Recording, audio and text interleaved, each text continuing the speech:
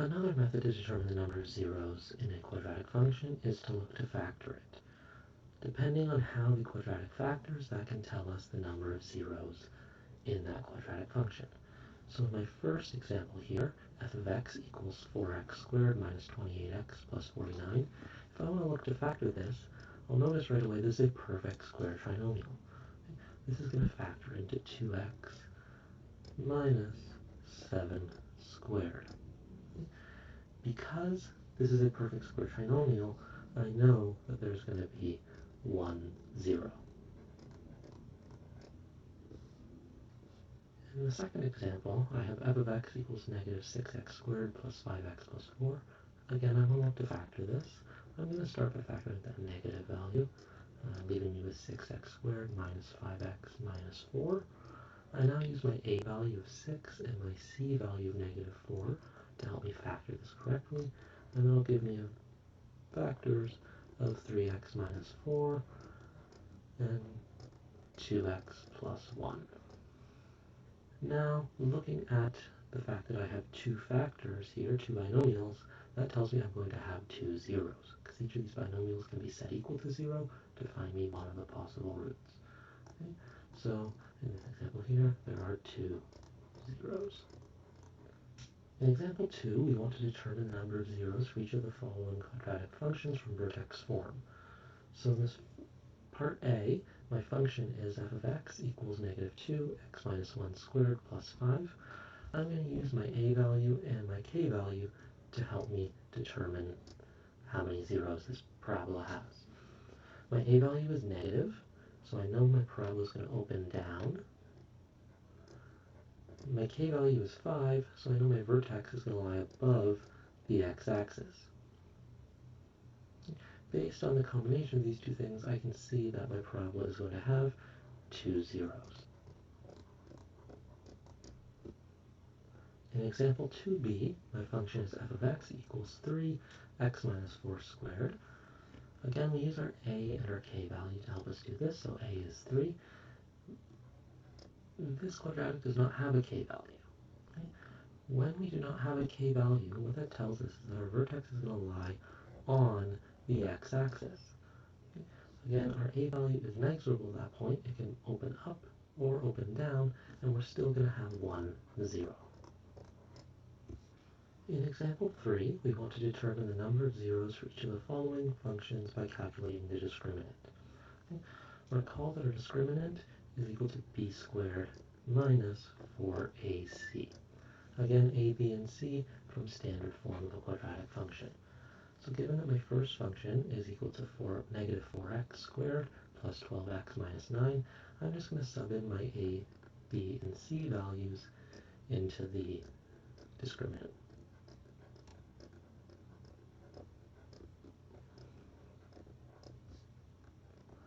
From there, we just evaluate following proper order of operations.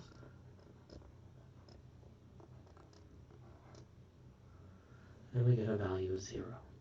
Because our discriminant is equal to 0, this tells us that there's going to be 1, 0.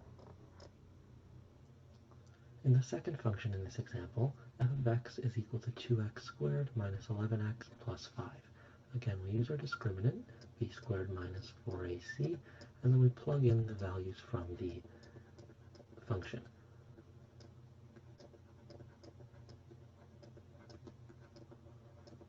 From there, again, we evaluate following bedmass and the proper order of operations, and end up with our discriminant equaling 81. Because our discriminant is a positive value, we know that we're going to have two zeros. The third function in this example is f of x equals 8x squared minus 2x plus 6. Again, we start with our discriminant, b squared minus 4ac, and then we sub in the values of b, a, and c. Again, follow the correct order of operations. Be careful with your signs. It's not uncommon to make mistakes in this section. And we end up with a negative 188 as our value. Because our discriminant is negative, we know that there are going to be no zeros. In example 4a, I want to determine the values of k that will give the function f of x equals 2x squared minus kx plus 6, 1, 0. To do that, I have to take my discriminant, b squared minus 4ac, and recall that for there to be 1, 0, our discriminant has to equal 0. I'm now going to sub in the values from the function into my discriminant. Once I've done that, you'll notice I've created an algebraic equation with one variable that I'm going to solve for. I end up with k squared minus 48 equals 0, giving me value of k squared equals 48, and k will equal the root of 48. Now, keep in mind two things. One, I cannot take the value of root 48. I can simplify it, however. So k is going to equal 4 root 3, or k will also equal negative 4 root 3. When we are evaluating a root, again, we have to accept the positive and the negative possibility in our answer. So there are two solutions to this question. K could equal 4 root 3 or negative 4 root 3. In example 4b, we want to determine the values of k that will give the following functions no zeros. The first function we want to look at is f of x equals kx squared minus 6x minus 3. Again, I'm going to use my discriminant, b squared minus 4ac, keeping in mind that when there is no zeros, my discriminant is going to be less than 0. I'm now going to substitute the values from the equation into my discriminant. So negative 6 squared minus 4 times k times negative 3 is going to be less than 0. I've now set up an inequality that I'm going to solve. Right? Negative 6 squared is 36 plus 12k has to be less than 0. 12k has to be less than negative 36. Divide both sides by 12 to get k has to be less than negative 3.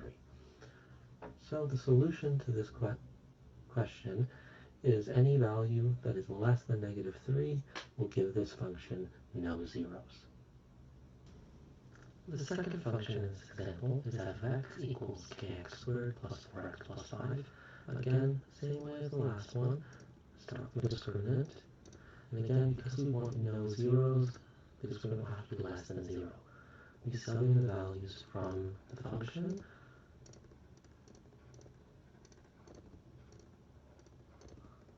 And now we can look at solving our inequality. We left with 16 minus 20k has to be less than 0. And move that 16 to the other side. And in this part, I'm going to divide both sides by negative 20. When I do that, I'm going to have k, and I'm going to have negative 16 over negative 20. When we divide or multiply both sides of an inequality with a negative number, the sign in our inequality is actually going to reverse. So instead of being k is less than, it changes into k is greater than. I can now look to simplify the fraction on the right into 4 over 5. So the solution to this inequality is k has to be greater than 4 over 5, which tells us anytime k is a value greater than 4 over 5, this function will have no zeros.